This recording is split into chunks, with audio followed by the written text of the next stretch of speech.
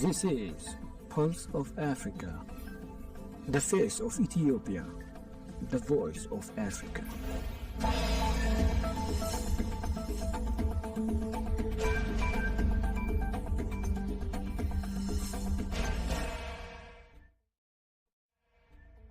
Greetings viewers, you're watching Pulse of Africa. I'm Gamachi Salandida, bringing you today's latest news. First, here are our top stories. South Africa re-elected to UN's Global Aviation Council.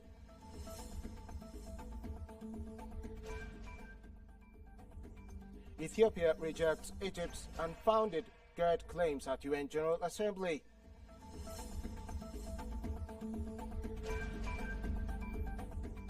Cameroon's presidential campaign officially kicked off.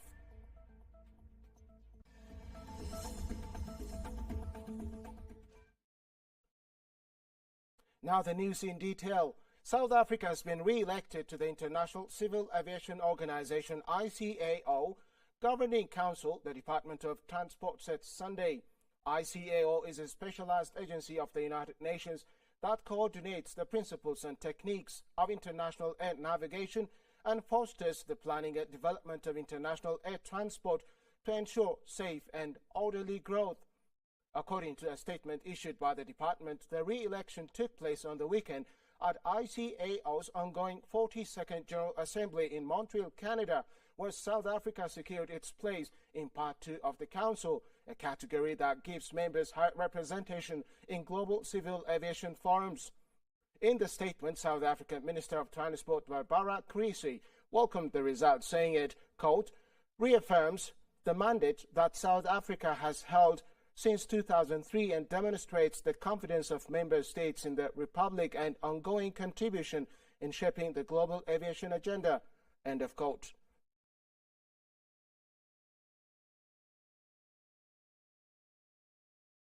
Ethiopia has firmly rejected what it described as unfounded claims made by Egypt regarding the Grand Ethiopian Renaissance Dam GERD during the 80th session of the United Nations General Assembly.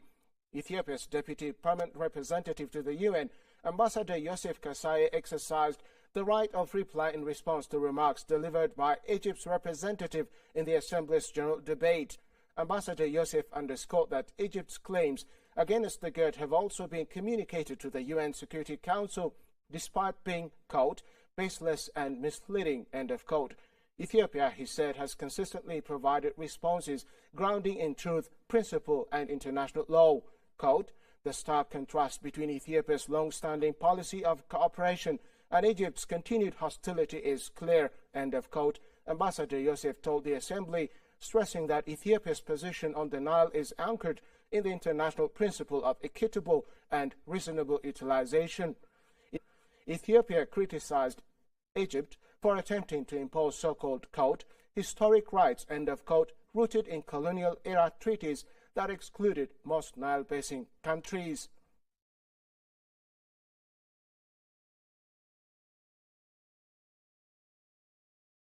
Cameroon presidential campaign officially kicked off on Saturday with initially 12 candidates in the running. Among those who hope to defeat the long-serving president is the ex-tourism minister launched his campaign with a rally in Douala.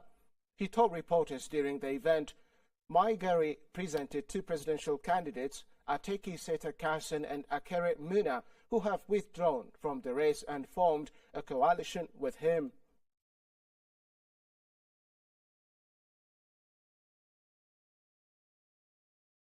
In the country's first legislative and local election since toppled, voters were asked to elect 145 parliament members as well as local councillors who will in turn indirectly elect senators, mayors and president of regional assemblies.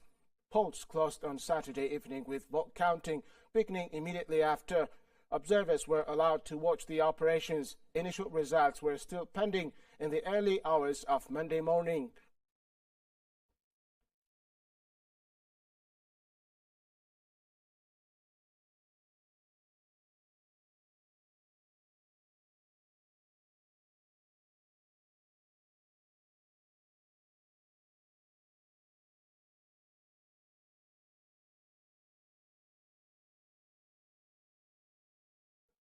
On September 27, 2025, the United Nations announced the reactivation of sanctions against Iran as outlined in Security Council Resolution 2231-2015.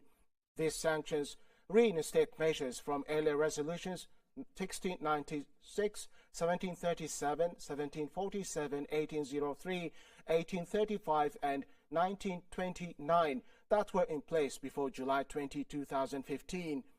The re-established sanctions list managed by the Security Council Committee under Resolution 1737 includes 43 individuals and 78 entities previously targeted.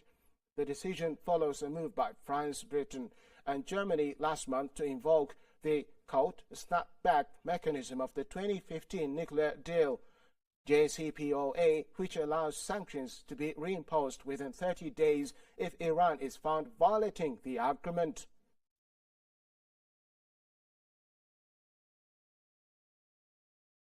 Denmark has imposed a nationwide ban on all civilian drone flights from today, Monday, September 29, through Friday, October 3, to ensure security during the European Union Leaders Summit in Copenhagen on October 1, the Danish government announced Sunday. The measure aims to prevent confusion between legal drone activity and potential hostile incidents, easing the burden on police amid recent suspicious sightings near airports and military facilities. Exemptions are limited to urgent public tasks, while commercial and recreational drone flights such as aerial photography for private events are prohibited. Military, police and emergency services are unaffected. Violators face fines or up to 2 years in prison, according to Danish authorities.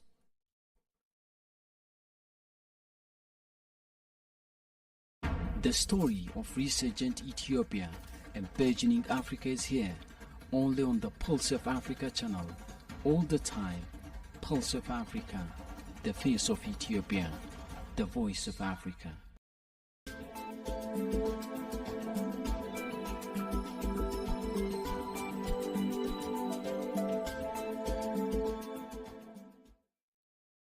Now to business news. Italy's cable maker Prysmian has won a contract to build a submarine power cable connecting Italy and Tunisia, it said on Friday in a statement. The contract, awarded by tender of Italy's power grid operator TENA and the Tunisian electricity grid operator STEG, under the armed project could reach a value of around 416 million euros or $536.59 million, subject to certain conditions. Prysmian said the power line will go from the Patina electrical situation in Sicily to Milabi substation on the Tunisian Cape Bon Peninsula. Quote, the interconnector will benefit both countries and support the global shift towards cleaner energy, end of quote. Prysmian EVP Transmission BU Raul Gil said.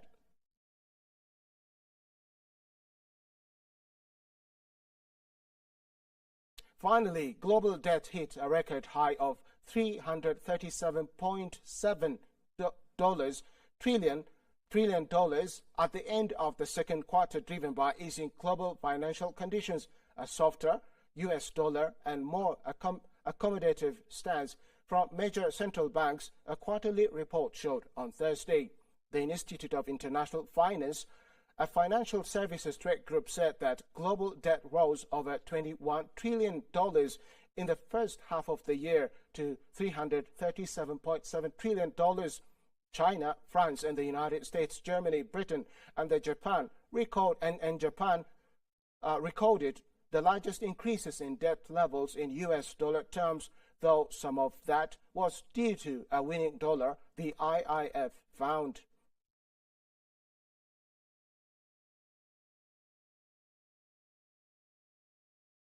Before we close here is a quick look at the latest global commodities prices updates.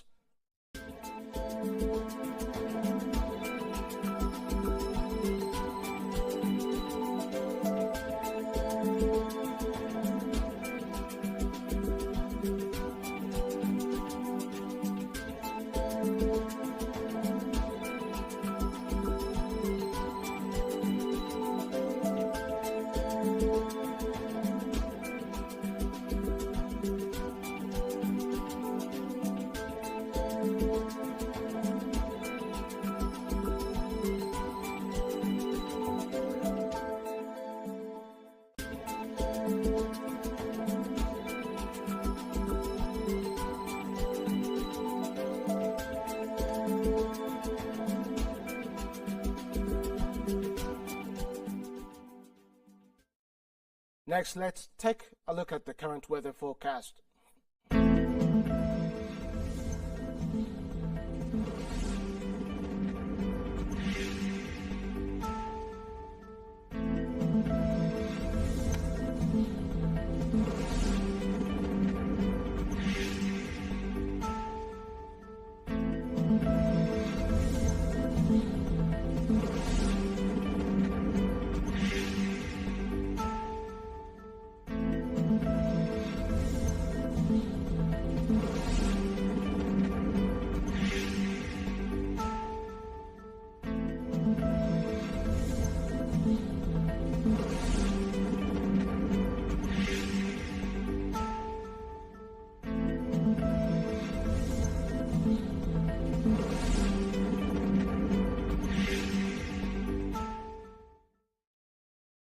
That's all from Pulse of Africa. Thank you for being with us.